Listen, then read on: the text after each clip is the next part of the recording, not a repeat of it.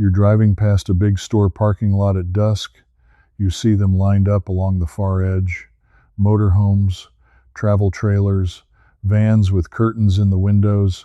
Real people cooking dinner behind those thin walls tonight. Millions of them now. And your first thought is the same one I had. These people lost everything. But I was wrong. Completely wrong. What looks like the bottom is actually something Americans did on purpose for decades, back when they were freer with their money than we are today. I learned this the hard way, after months of assuming an RV meant failure.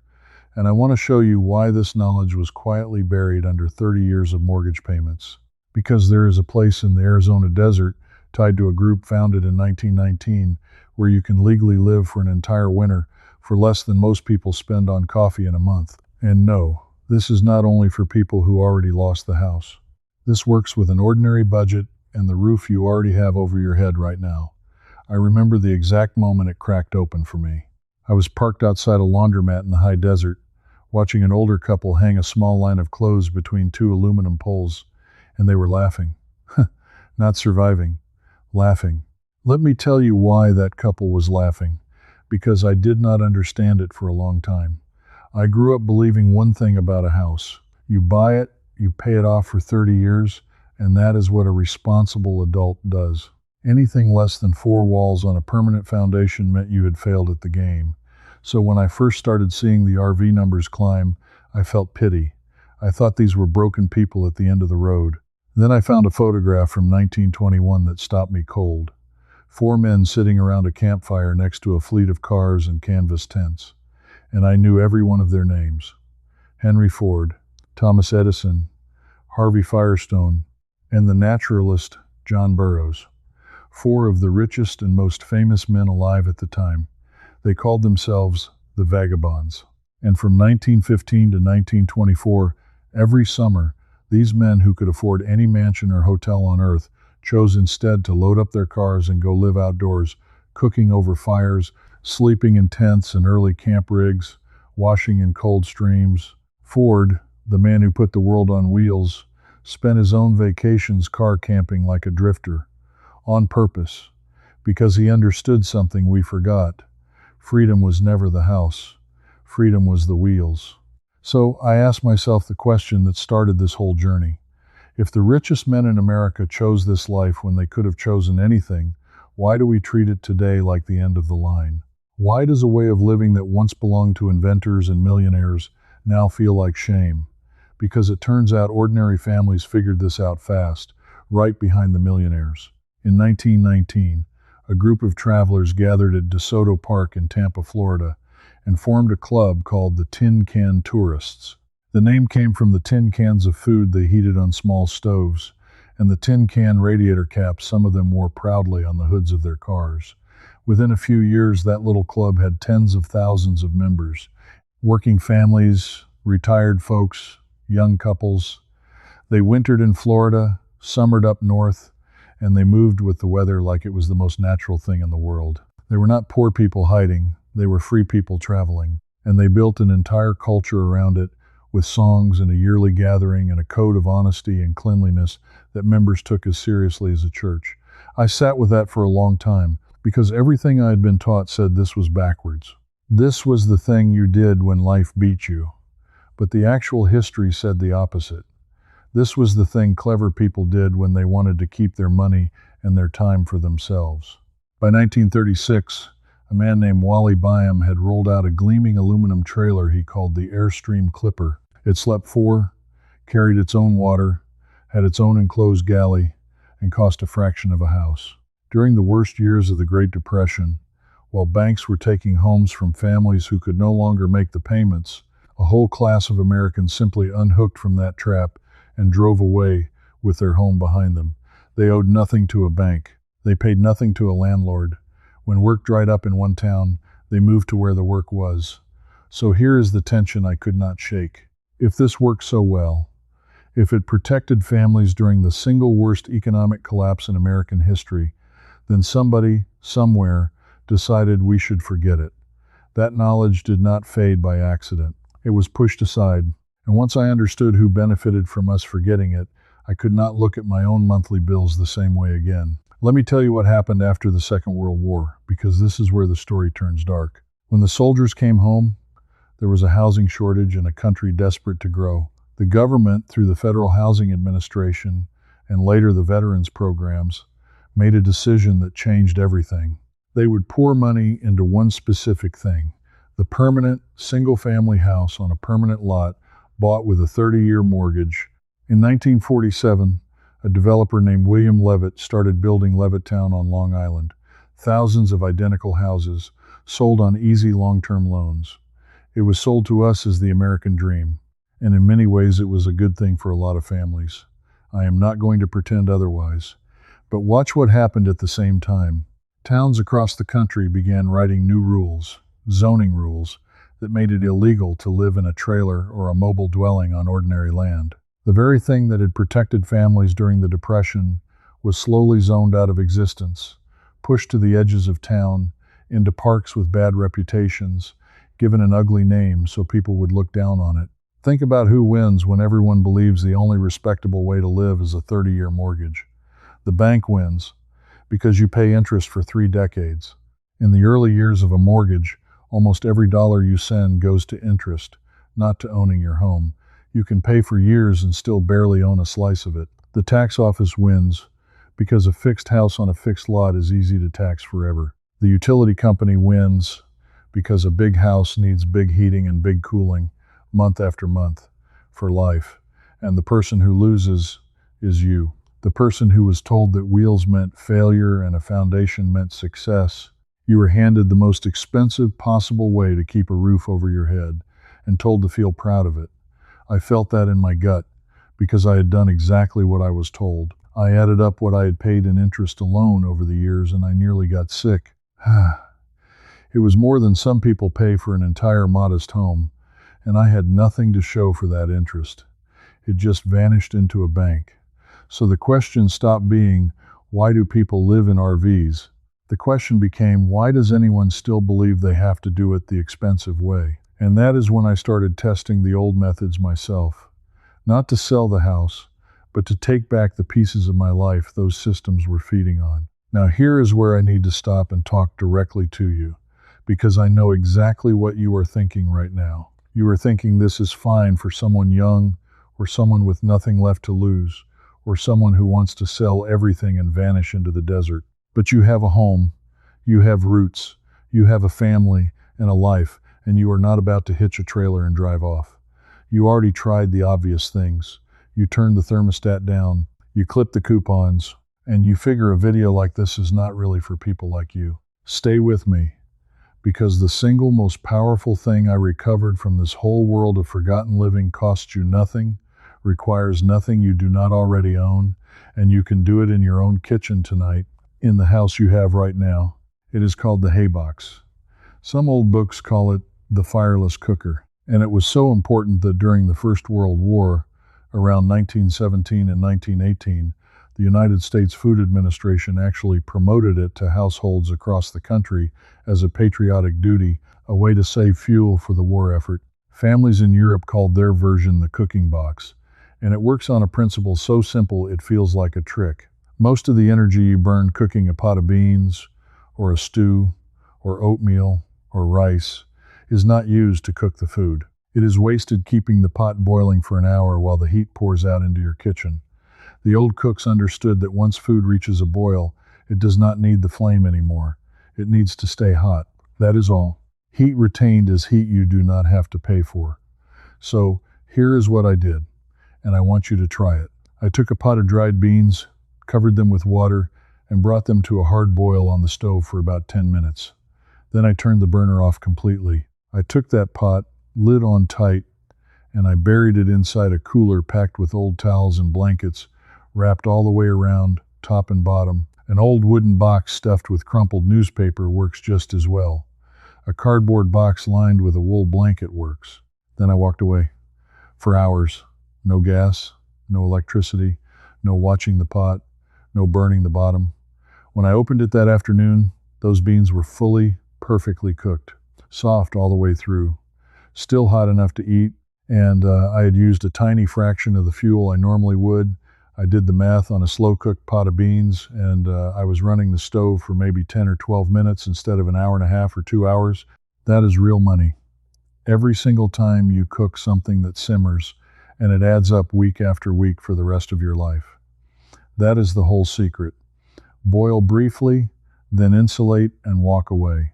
Beans, rice, oats, stew, soup, tough cuts of meat, all of them finish themselves inside that box while you do something else. And it does something a stove can never do. It cannot burn your food because there is no flame. It cannot boil dry. You cannot forget it and come back to smoke. The families who lived on wheels used this because they had no gas to waste and no room for a big stove.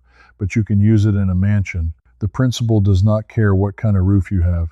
And the first time you eat a meal that cooked itself in a box of blankets, you understand what those old-timers knew.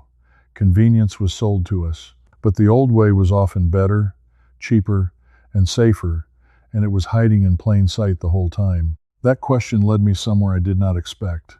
And the deeper I dug, the angrier I got. If you want to go even deeper into the buried history of how Americans once lived cheap, free, and deliberately, and the specific methods they used to do it, I put everything I have recovered into a series of digital books called First Foundations, Deep Frugal, and Full Stack. These are not theory.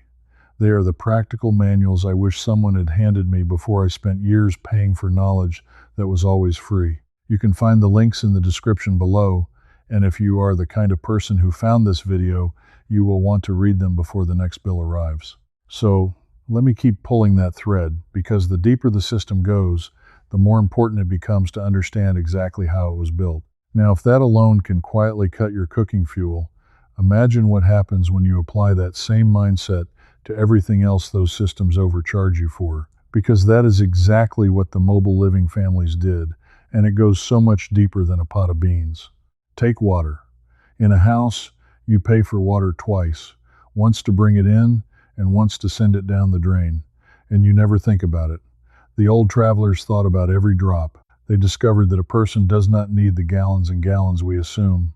With a basin and a pitcher, the way our great-grandparents washed, a single person can stay clean on a fraction of what a modern shower dumps down the drain in a few minutes. I tried the basin wash for a week, just to see, not because I had to, but because I wanted to know if I could. And I was stunned at how little I actually needed, and how much I had simply been letting run away. Take heat. A house wastes enormous energy, heating empty rooms and high ceilings and space no living body is even using. The old rigs taught a different rule. You heat the person, not the building. A warm layer of wool, a hot brick or a covered stone warmed by the stove and wrapped in cloth, tucked at the foot of the bed. Our ancestors carried heated stones and metal bed warmers for exactly this reason, and it works, because a warm body under good blankets stays warm for hours without heating a single cubic foot of air. I keep a wrapped warm brick by my chair on cold evenings now, and I have watched my heating bill respond to it. Take food storage. Before the electric refrigerator ran 24 hours a day in every kitchen, people kept a root cellar, or a cool box, or a shaded, ventilated cabinet, and they knew which foods needed cold and which did not. Half of what we cram into a humming, power-hungry refrigerator does not need to be there at all. Onions, potatoes, winter squash, apples, hard cheeses waxed for keeping, all of it kept for weeks or months in a cool, dark corner for thousands of years before electricity existed. Every one of these is a small thing, but stack them together and you start to see the shape of what we lost.